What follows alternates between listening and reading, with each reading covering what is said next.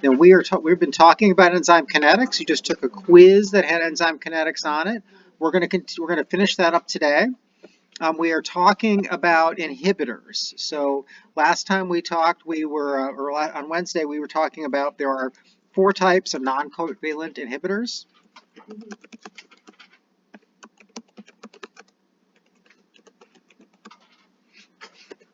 And those were competitive, non-competitive. What was the other one? Uncompetitive. And then mixed, which is just a mixture of the ones up above. And we had talked about competitive. I want to review it really quick, not as much as we talked about the other day, but competitive inhibitors.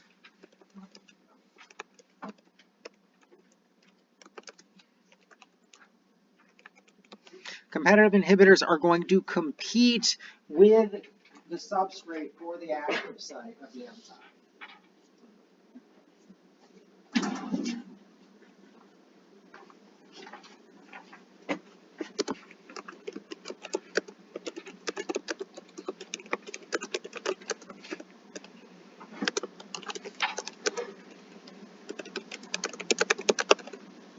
Oops.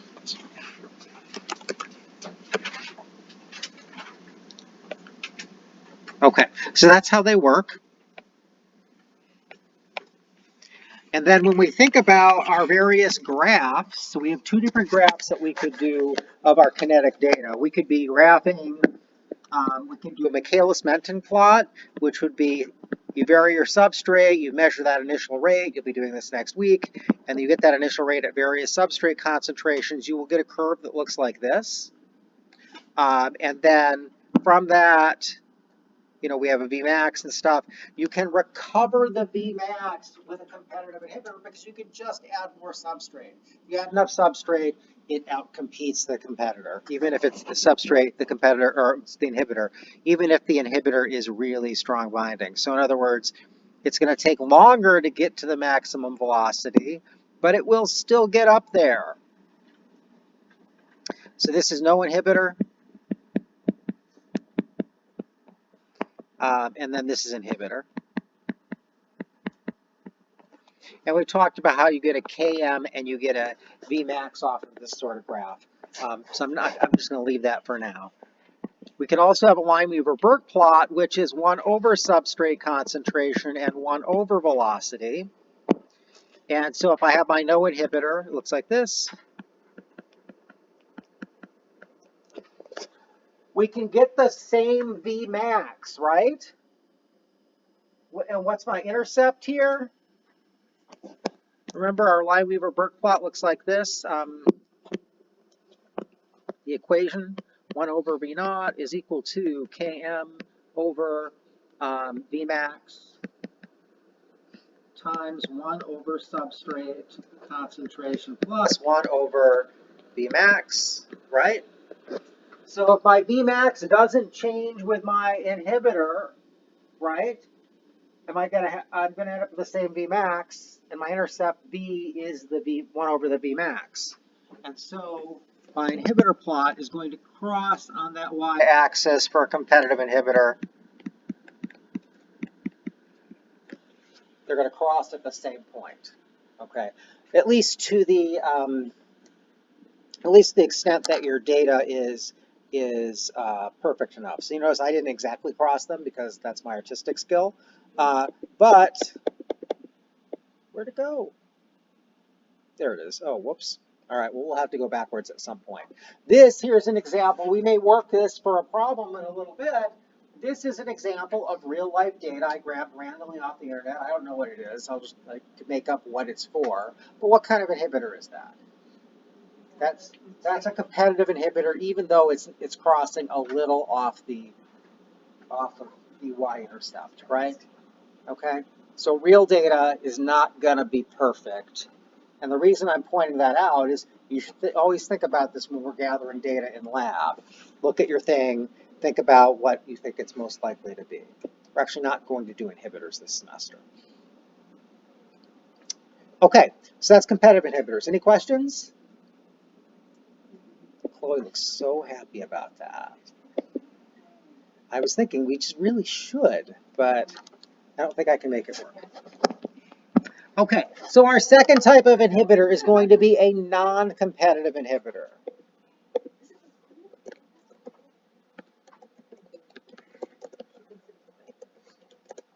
A non-competitive inhibitor is going to bind to your enzyme at some site other than the active site.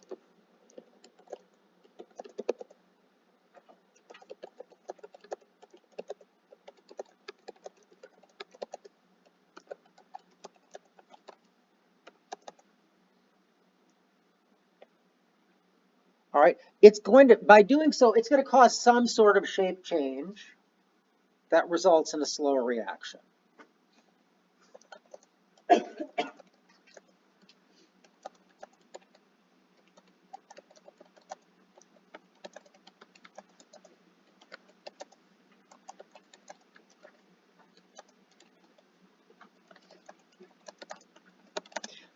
And it's going to slow down the reaction. It is going to lower the kcat.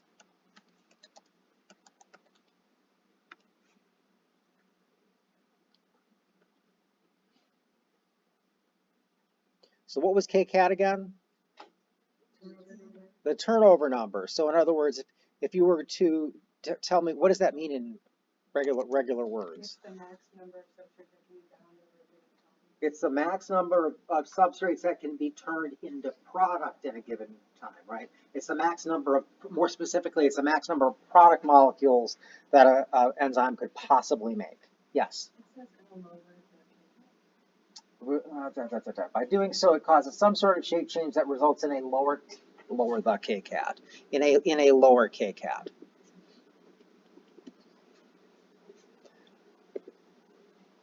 Okay, so the kcat goes down. However, the inhibitor is not binding at the active site, so the Km remains the same.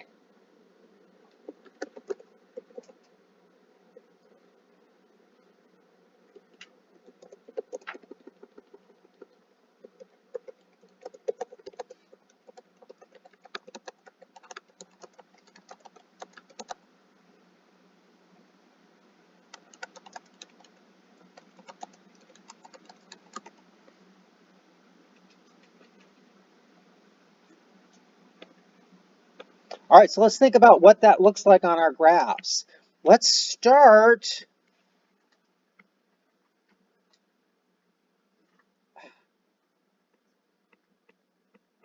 Okay, let's start with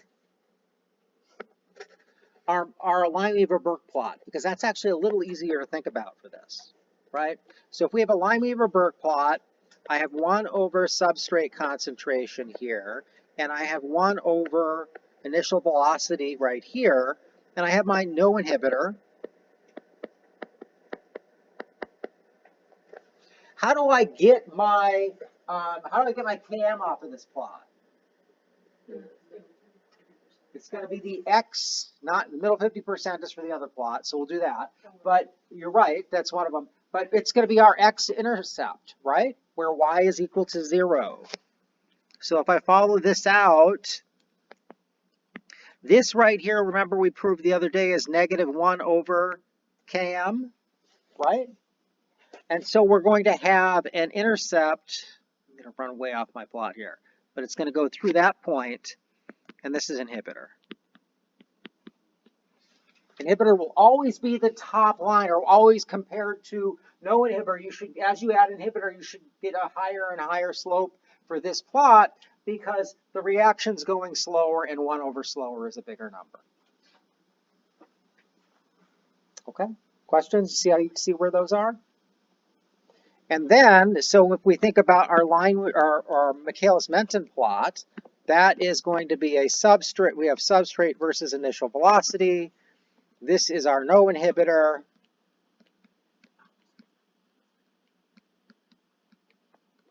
All right, and this ends up being, I gotta see how many times it's going to take me to do this, but I've decreased the rate of the reaction, right? By binding someplace other than the active site. So let's go ahead and look at this. So let's say this is my enzyme. and it has some site over here that my inhibitor can bind to. So this is my substrate, and this is my inhibitor. So if my inhibitor binds here and I add more substrate, can I knock the inhibitor out? I can't. So what's happened is this inhibitor binds, it slows down the enzyme, and there's nothing the substrate can do to change that. So increasing my substrate concentration, unlike for the competitive inhibitor, increasing that substrate concentration will not cause me to get my same Vmax.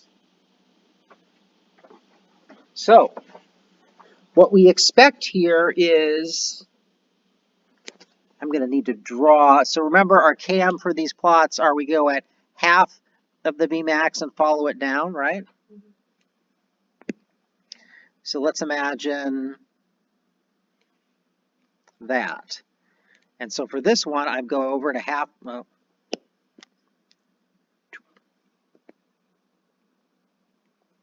I'm going to do this one in green. Maybe I should have done the other one in blue. Go over to half the Vmax and follow it down. So I'm getting the same Km, right? But lower Vmax.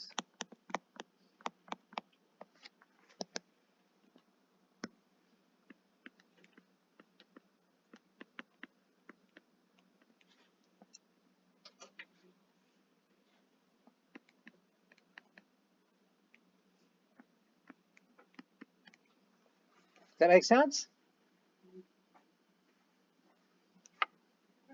Yes. This is like similar to the way that I drew the competitive one. Can you like point out the difference? What's the difference between for this graph between the competitive? Yeah, because it looks like the same thing. So if we look at this, this has reached its maximum rate here. It's never going to get up there. Oh, okay. Right? That's the difference. Yeah, okay. Is that no matter how much more this is leveled off, it's flat, it's never going to get to the Vmax up here. This is the Vmax with my inhibitor around. Competitive does. And with competitive, it will eventually get there. So I'll scroll back for that. Great question. So there, right? Oh yeah. Okay. I'm just gonna draw it right. So we're drawing things here with our hands, and we're limited by my artistic ability, and then your ability to interpret my artistic ability. So please do ask questions. All right, questions on non-competitive inhibitors. That's how we recognize, that's how they work, and that's how we recognize what they are. Let's talk about uncompetitive inhibitors. These are weird.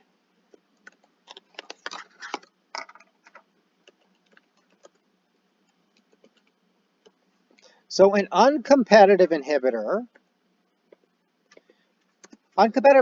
bind with the substrate in the active site.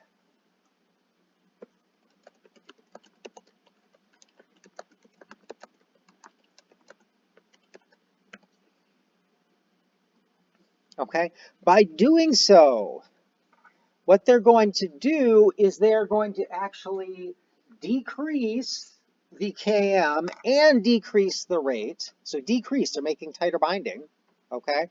Decrease the Km and decrease the rate to the same percentage, okay, or the same fraction.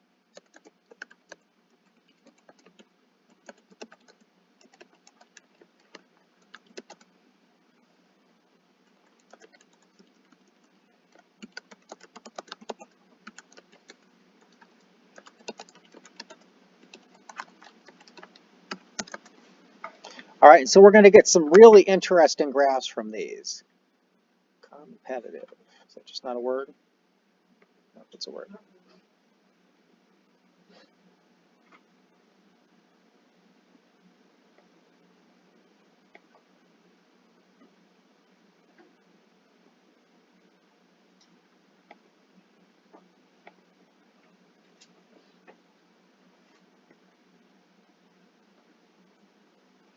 So if we were what that means is we're decreasing. Let's go ahead and start with our Lineweaver-Burks again.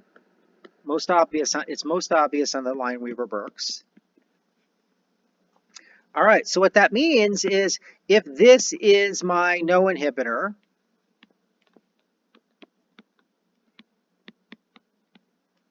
right? If I'm going to go ahead and I'm going to, remember what our slope is here? Our slope is equal to our Km over our Vmax. And our Vmax is directly proportional to our Kcat, right? Because Vmax is equal to Kcat times the enzyme you've added to the reaction. All right. And this enzyme total is the same. It's the same total amount of enzyme in all of your runs you make. If you're going to try and make one of these plots, you are not changing. You're changing your substrate. That's all you're changing. You're not changing how much enzyme you add. Does that make sense? And so if these decrease by the same percentage, what happens? My denominator, I half my denominator, I half my numerator, what happens to my slope? I get the same slope, right?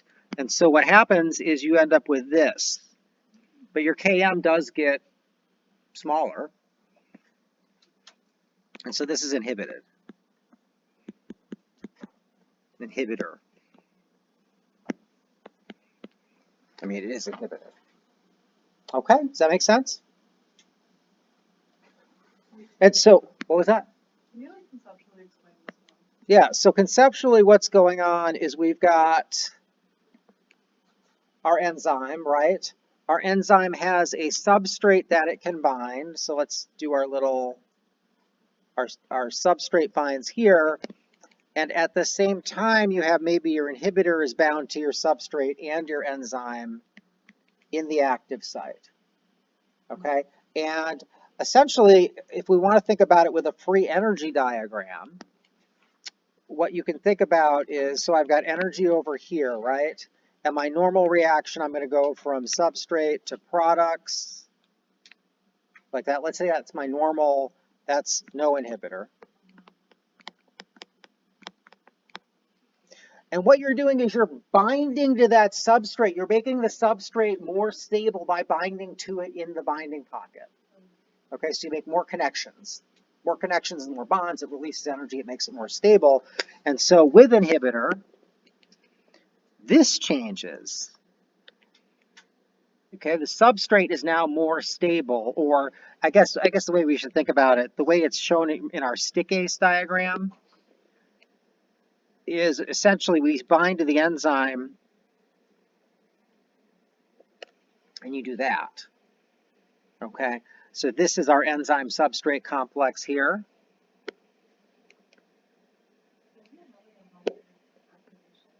Yes, and that's why Kcat, good observation. This results in a higher activation energy, which makes our Kcat slower. Kcat gets smaller because it's harder, you make fewer products per unit time because it's harder to get over that hill. Okay? And you're also binding tighter, right? Enzyme substrate complex is in here somewhere. I haven't drawn these as complex as I maybe should. And then why No, it's good. Like, what does it mean that the line is like above the millimeter line? Why does it mean that it's above it? Good question.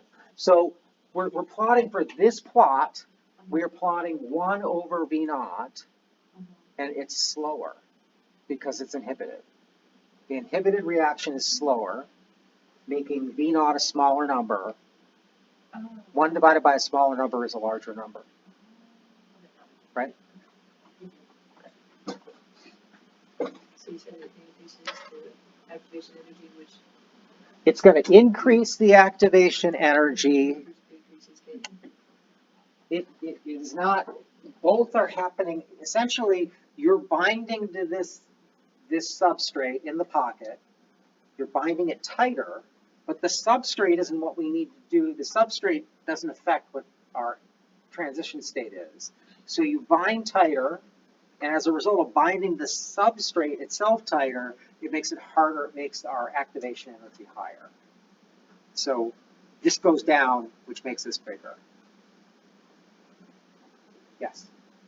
So for uncompetitive and competitive where the Km is getting smaller, does that mean that So it for binds tighter? uncompetitive, did you also say non-competitive?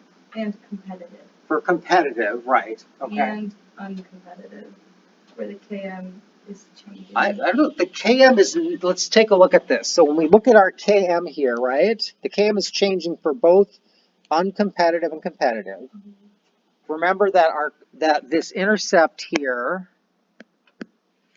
this is -1 over Km, right? So the farther out this is, once again, the bigger this number is, right?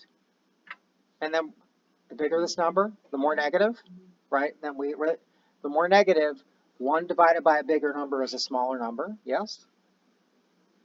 Yes? Okay. And so 1 divided by a bigger number is a smaller number, which is tighter binding. Remember, Km's like a dissociation constant. The smaller it is, the better. But isn't the denominator getting bigger? It is. So then would KM be getting So okay.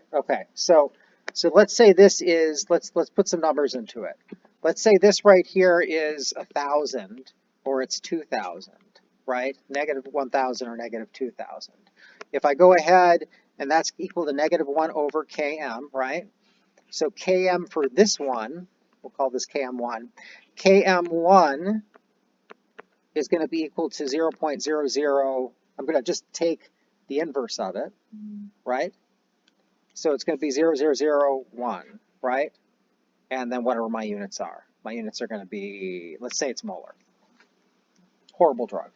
Millimolar concentration. Okay? Now let's take 2,000. Now it is Km, it's a bigger number on the bottom. I'm dividing a bigger number into 1, so it's going to be smaller. It's going to be 0.0005 molar, if I did that right in my head. Been pretty sleepy today. My coffee kicked in. Did I do that right in my head? Okay. Does that make sense? So the farther out we go here, the smaller Km is, the tighter the binding. Okay. Because Km is like a dissociation constant. Yes. Oh, go ahead. Keep going So for it. then for competitive, it will become loose or not as tight? So it's not as tight, right?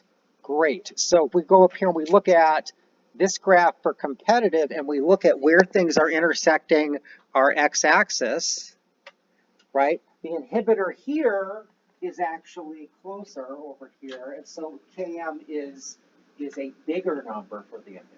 It's not binding as tight. Yes. Km changes, it becomes apparent, it looks weaker. Okay?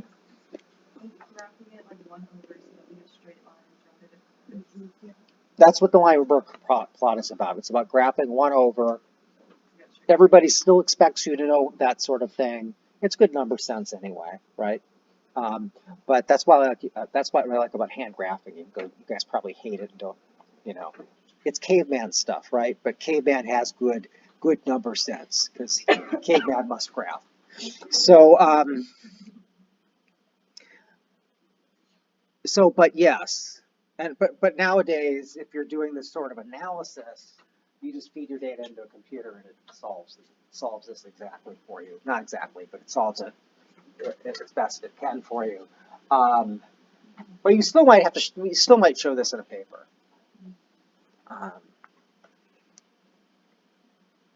Okay, and it still has good chance in terms of all the things in biochemistry. It has a good chance of showing up on whatever that big scary test is you might see later. The one that isn't my next test. Okay, other questions? So we've done all of these. We've done uncompetitive now, right? So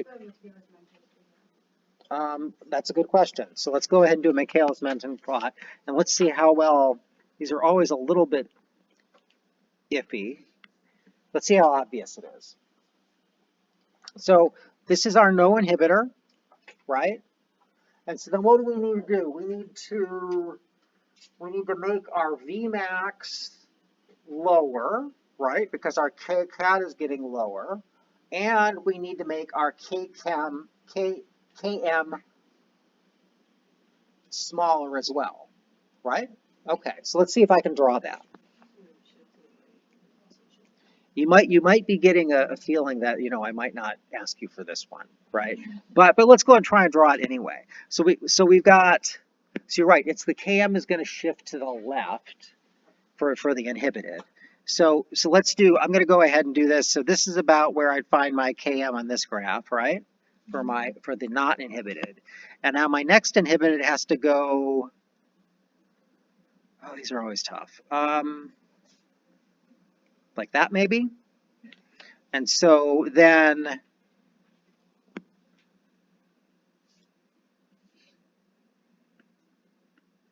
there's my Km. So my Km is smaller. We have tighter binding because it's smaller. And then the non-inhibited, and then for the, we also have a lower Vmax. And the actual amount of shift here would be the same percentage. So I even kind of got that accidentally. So that's about half, right? And that's about half. But I probably wouldn't ask you for that one. That's kind of a tougher one. It's really obvious with those parallel lines. And aren't they, they're beautiful, you know? That nature would give you something like that. All right. That explains like KM Yeah. thing, just in general, you know, like how are we finding out On this graph, how are we getting extracting a Km from it? Sure. So good question. We've got Vmax is where on this graph is where it's leveled off. Okay. So you need to be careful if, especially, you know, you're going to be generating data to estimate your Vmax next week. All right. And so if I have data points that do this, let me give myself one more. Okay. If I have data points that do this, that is not my Vmax.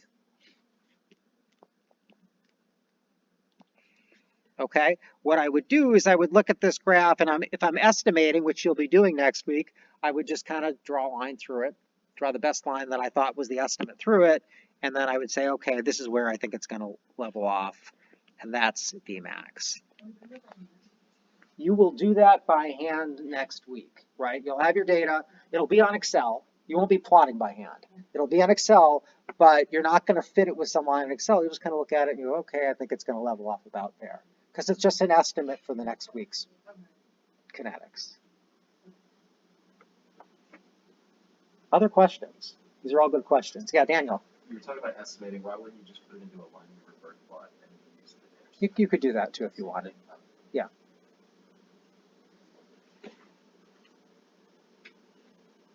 Okay. Alrighty then. So then we were left with mixed. So mixed is a mix of the modes up above. So you could imagine something for like non-competitive binds to some other site, lowers the rate of reaction, changes the shape, lowers the rate of reaction for the enzyme, and messes up the active site in some way that your substrate doesn't bind as tightly, right? So then you're going to get various changes. Okay, you're going to slow it down, but maybe not lower your Km, or you're going to be actually raise your Km, right?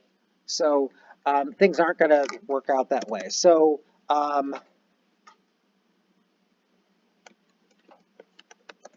the Km, so let's talk about it from the Lineweaver-Burke plot. For the Lineweaver-Burke plot,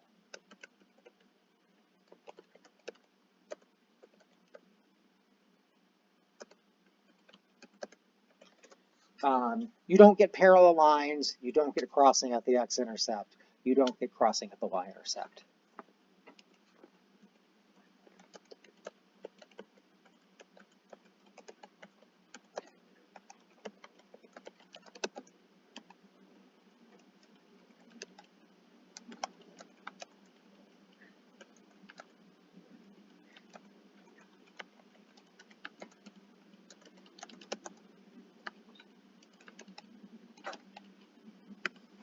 Okay? And you would think actually in nature that, you know, this would be what would happen most of the time, but it actually isn't, which is kind of cool as well. that you end up with these clean things. So it's not as clean. So an example of a mixed Lineweaver-Burke plot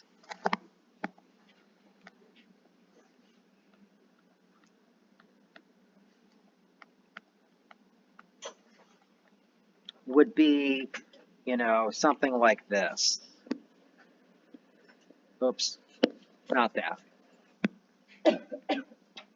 Something like that. So something that clearly isn't hitting either of these it's not crossing here, it's not crossing here, and they're not parallel. Okay? So it's kind of, it's not one of those other ones. Questions on mixed? I'm not going to bother to try and draw the Michaelis-Menten, okay? It's just not going to be very clear.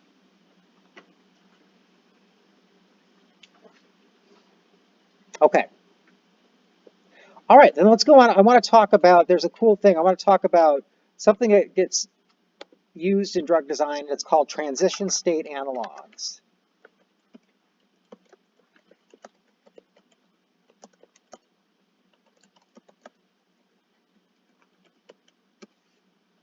Way back when we started this, we had the stick-ace diagram, right? What was the point of the stick-ace diagram? To show that enzymes are complementary to the transition state, not to the substrate. Yeah, so enzymes catalyze reactions by stabilizing the transition state. Are transition state analogs non-competitive inhibitors? I meant non-covalent inhibitors. Are transition state inhibitors? Yes. Non-covalent. Yes, they're going to be non-covalent. Do they fall under any of the 4 categories, or do they kind of just fit? Well, let me ask you that in a second. Okay. Okay. So enzymes catalyze reactions by stabilizing the transition state. Okay. So they bind the transition state most tightly, right? Okay.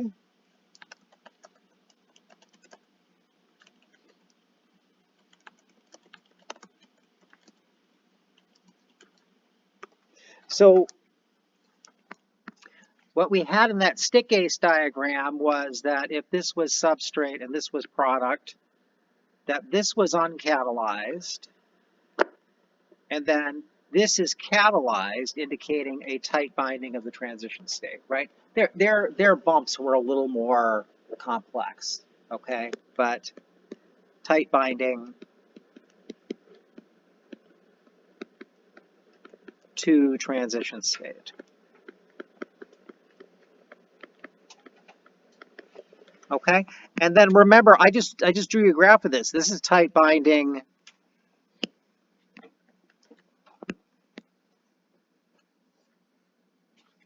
This is tight binding to substrate.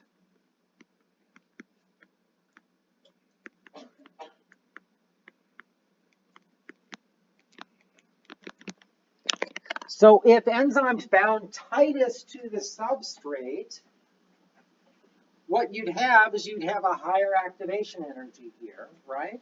And so they wouldn't work. They're supposed to catalyze reactions, not make reactions slower. All right, so enzymes bind tightest to this transition state. So if you want a drug that's going to bind tightly to an enzyme, you want it to look like the transition state. Does that make sense? And so, but you want it to not react.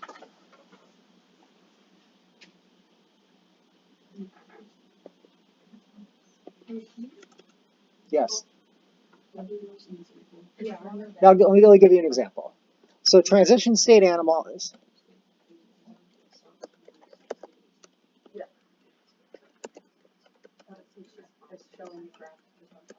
So transition state analogs look like the transition state.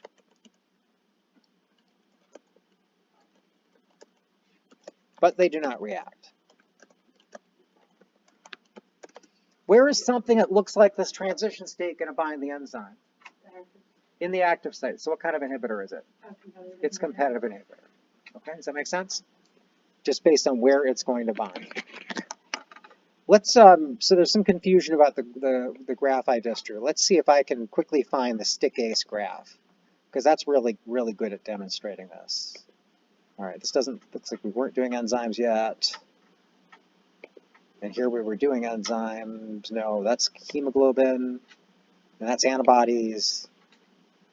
All right, here we have enzymes. Great. Here's our stick ACE graph. Okay, this is the uncatalyzed reaction.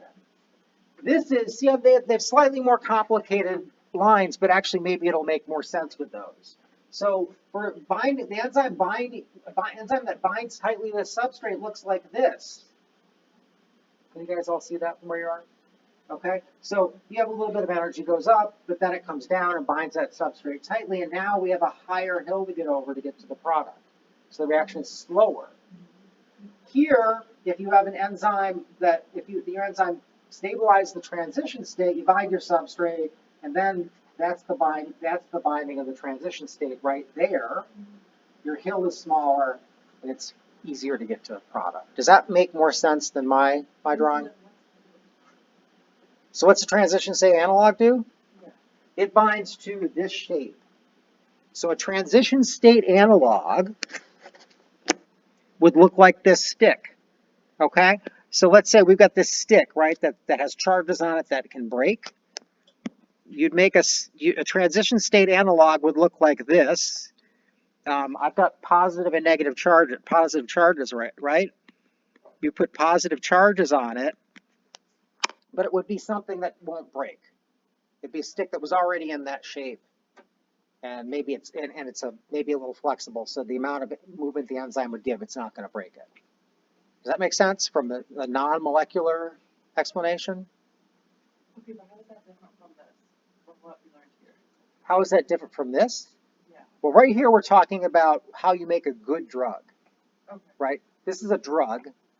This is the substrate. So this can be turned into product, which is our broken stick. This is a stick that's bent already, that goes in the enzyme site really nicely because of the shape of the enzyme site and doesn't break. So it goes in and it stays there. So So it keeps in the transition. it's the shape of the transition state. It sticks really well to the enzyme and nothing's happening. Okay. Okay? So let's go and look at a couple examples of these. So an example of this, we can take an example from glycolysis. So in glycolysis, we have glyceraldehyde 3-phosphate.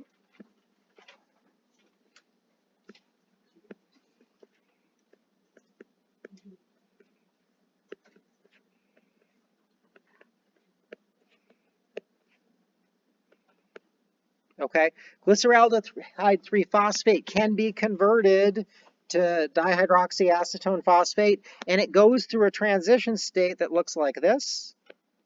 What's it called again? Glyceraldehyde 3-phosphate. I'm not going to test you on it. I know, but I'm just putting my notes. Okay, the way I'm going to test this is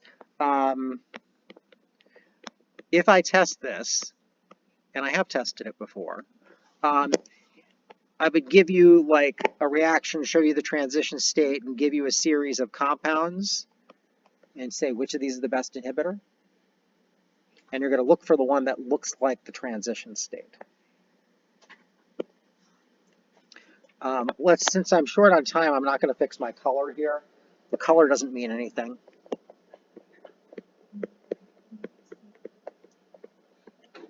And then this is dihydroxyacetone.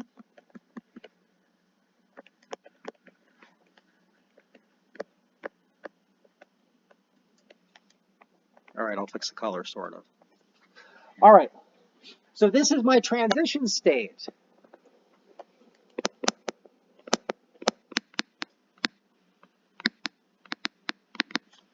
That's what it looks like. Not this, not this. They all look kind of the same. And so a good transition state inhibitor would look like this.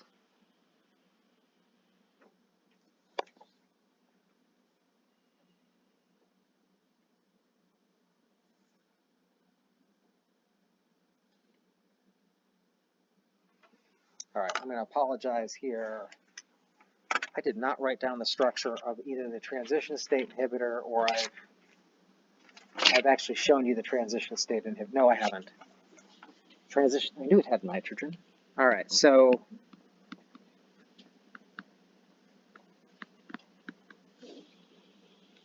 this is the transition state inhibitor.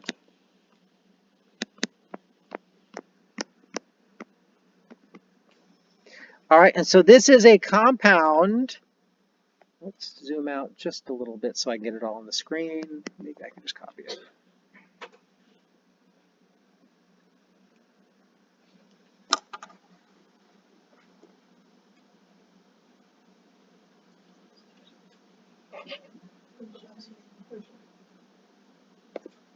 Sorry about that.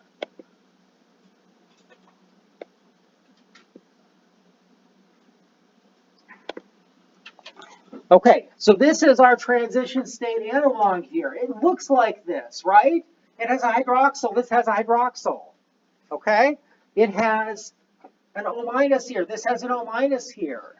It's got a lot of things that are similar to what the transition state looks like. So it's going to bind tightly to the enzyme, but it doesn't react. It's got a nitrogen there. Okay, it's different chemistry.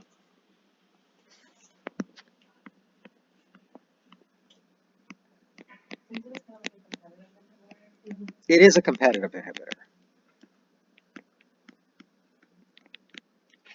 Okay, and the point here is this looks like the transition state.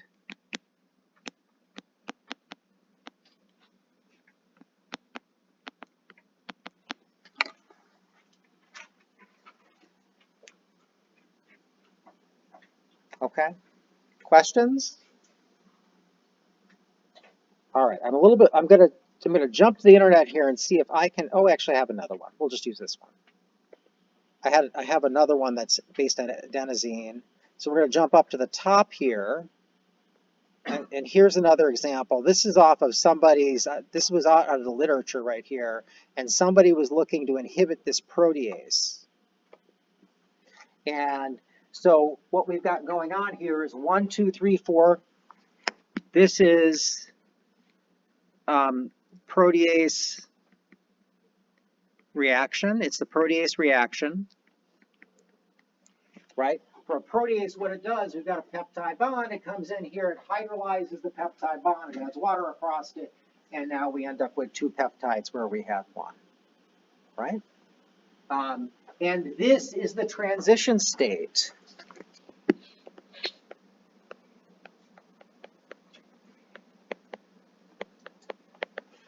All right, and what they did is they were trying to make transition state analogs here, so they synthesized a number of different compounds to try, and they found that this was the best transition state analog.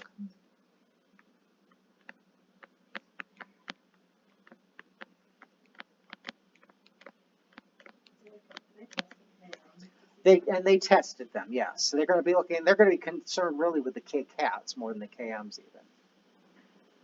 Well, you're right, KMs, because that's a competitive inhibitor. Yeah. Right. Well, it's going to, you just want this to completely bind to it. You're right. You don't actually affect the K-cat yet. And so let's just look at this super quick. This has a silicon instead of a carbon. All right, well, that's going to react differently. And it doesn't have a nitrogen here, right? So you're not going to break this. It's going to stick in the active site well because it looks like this. It's got the 2 hydroxyls, okay?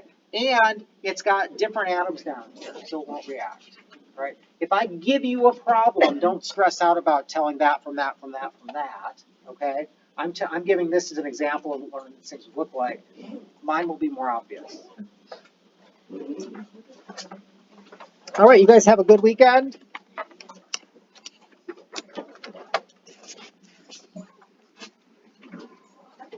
Yes.